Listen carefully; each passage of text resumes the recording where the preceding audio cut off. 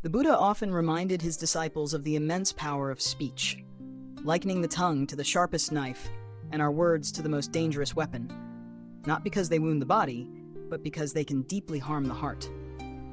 When spoken with mindfulness, words can uplift and bring success. Yet when used carelessly, they can lead to misunderstanding and sorrow. Today, let me share with you a story that reveals the quiet strength of silence. Long ago in India, a revered monk lived in seclusion within a tranquil forest, far from the noise of the world. Though deeply meditative, his wisdom reached across the land. One day, a king, burdened by inner unrest, sought the monk's guidance. "Despite all my wealth, comfort, and fame," the king confessed, "I feel no peace within." The monk, with serene clarity, offered him a gentle experiment: to remain in silence for 15 days, living simply and speaking as little as possible. Though skeptical, the king agreed.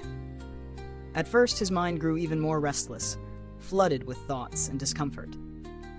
Yet, as he sat quietly, resisting the urge to speak, a subtle calm began to emerge. By observing nature, flowers, trees, and birds, he felt a growing sense of stillness. Days passed, and the noise within him began to fade. On the 12th day, his eyes closed naturally, and he fell into deep meditation. By the end of the retreat, he approached the monk with a heart full of insight. "I see now," he said, "that my suffering came from excessive talking and negative thoughts. I was scattering my energy on others, losing focus, and failing in my duties. These 15 days have taught me how to truly live." The monk smiled and gently reminded him that this tendency is not his alone. Many speak too much, harming themselves and others. He shared the Buddha's words, "I remain silent to go within. Without silence, one cannot know oneself." Silence, the monk explained, is the first step towards self-discovery.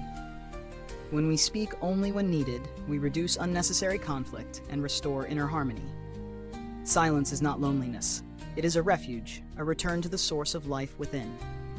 When we awaken and feel disturbed, closing the eyes and returning inward reconnects us with that quiet center from which true peace arises. No one else can take us there. We must walk the inner path ourselves. In doing so, we witness the dance of life and death, the ebb and flow of existence, and return renewed, just like stepping out of a cool, refreshing stream. When we stay rooted in inner silence, even our words gain beauty, depth, and grace. They no longer disturb, but resonate like gentle music. Speech then becomes a gift, not a weapon. This inner calm also liberates us from the pressure of others' opinions, awakening a joy similar to that of those who live in harmony with their purpose. A serene face and radiant eyes arise naturally in those who cultivate this peace. Friends, you may have noticed that excessive talking often scatters the mind, making it harder to focus, to understand life, and to find success. Those who speak less and mean what they say tend to earn deeper respect. Wisdom lies in knowing when, where, and what to say. Great individuals are often quiet not by accident, but by intention. Their words carry weight. Meanwhile, those who talk too much may fall into gossip, dishonesty, and tension, which can damage relationships and trust. Ancient teachings across cultures remind us that our speech reflects our character. Stillness nurtures patience, and through meditation, we come to truly know ourselves.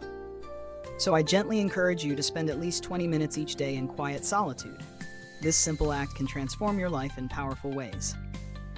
As we close this story, thank you for journeying with us on this path of Zen and wisdom.